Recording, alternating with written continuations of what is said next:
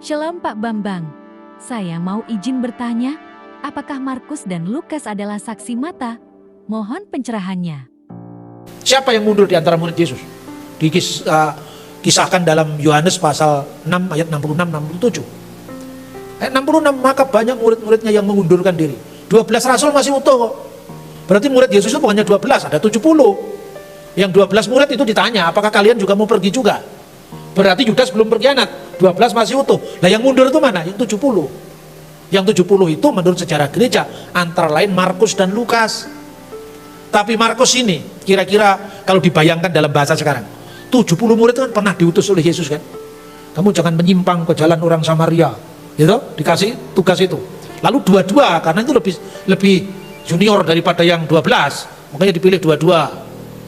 Kalau nanti kamu masuk ke rumah, kalau rumah itu menolak, kebas karena debu di depan rumahnya dan seterusnya. Tapi ketika murid yang 70 itu balik, ini Yahudi semua ini.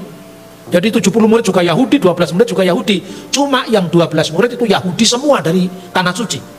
Itu yang disebut orang-orang Ibrani, Petrus, Paulus, Yohanes, anak Zebedius. Tapi yang 70 sebagian Yahudi diaspora. Misalnya Barnabas, Markus, Lukas itu Yahudi diaspora. Namanya aja kelihatan, Markus itu nama Latin. Gitu? Abad pertama anaknya dinamakan nama Latin itu masih keren itu. Itu pasti Yahudi diaspora. Makanya ibunya kaya raya. Markus itu ibunya yang memiliki senakal itu. Rumah yang sekarang itu tetap jadi tempat pencurahan Roh Kudus. Sampai hari ini masih ada. Sekalipun ya dibangun, dihancurkan, dibangun. Tapi rumah itu, rumahnya Maria, ibu Yohanes yang disebut Markus. Orang Yahudi punya rumah besar di kota suci Yerusalem di tengah kota. Kalau bukan orang kaya nggak mungkin itu. Tapi bukan orang Yahudi lokal, Yahudi diaspora. Barnabas menyerahkan seluruh harta miliknya yang dijual dan diberikan pada para rasul. Itu menunjukkan bahwa dia bukan orang biasa. Nah itu 70 rasul. Waktu mereka habis diutus, lalu mereka bersaksi, setan-setan pun tunduk karena nama. Setan aja takut sama Yesus, ya toh? Markus kan mengalami itu. Kalau Markus 70 rasul kan mengalami itu. Ini setan pun takut sama Yesus, apalagi tentara Romawi.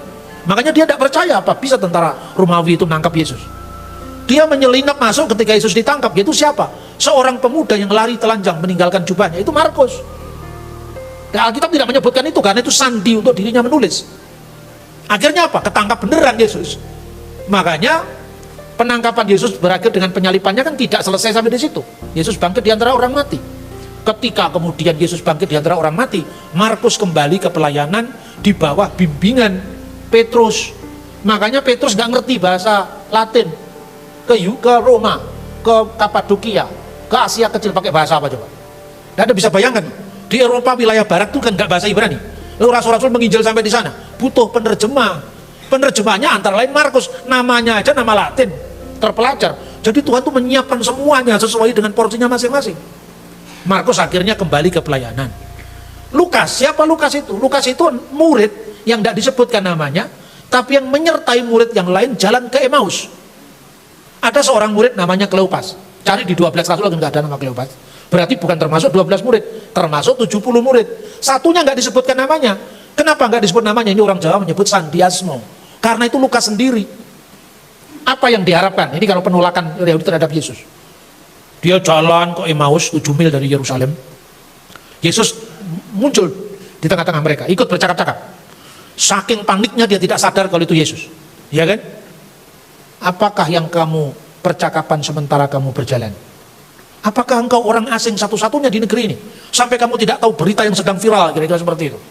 Dulu kami mengharapkan Yesus ini jadi penyelamat kami. Tapi nyatanya dia disalibkan, dia mati. Tapi galau mereka itu. 3 hari setelah semuanya peristiwa itu, perempuan-perempuan di antara kami mengabarkan bahwa dia telah bangkit lagi. Di mana perempuan-perempuan di antara kami itu ngumpul? Di rumahnya Markus sendiri. Nah sekarang bagaimana teolog modern mengatakan Markus bukan saksi mata? Rumahnya aja dibuat perjamuan terakhir Tuhan Yesus. Ini karena apa? Alkitab dilepaskan dari konteks sejarah. Akhirnya kita bingung sendiri. Padahal kalau kita membaca secara historis jelas sekali catatan-catatannya saat itu.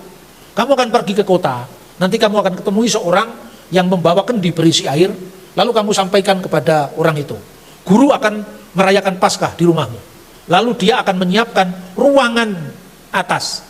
Disitulah perjamuan Paskah Yesus diadakan. Ruangan atas itu ruangan yang digunakan pencurahan Roh Kudus. Nampung 120 orang. Besar dong rumahnya. Coba kalau bukan orang Yahudi diaspora, dari mana dia punya rumah yang lotengnya, ruang keluarganya 120 orang nampung. Nah, kemudian mereka belum sadar kalau itu Yesus. Sampai tiba di Emmaus, mereka masuk rumah. Yesus mau meninggalkan mereka, tapi karena sudah hari mulai petang, tinggallah di sini. Hari sudah larut malam. Muncul lagu itu loh. Tinggal sertaku kawan yang kudus, telah hampir malam, jangan jalan terus. Lagu itu diciptakan karena mengenang peristiwa itu. Sampai kemudian mereka tidak sadar kalau Yesus itu dihampirkan ke rumahnya itu. Waktu memecah-mecahkan roti baru mereka teringat. Ini Yesus. Karena apa? Peringatan akan daku itu.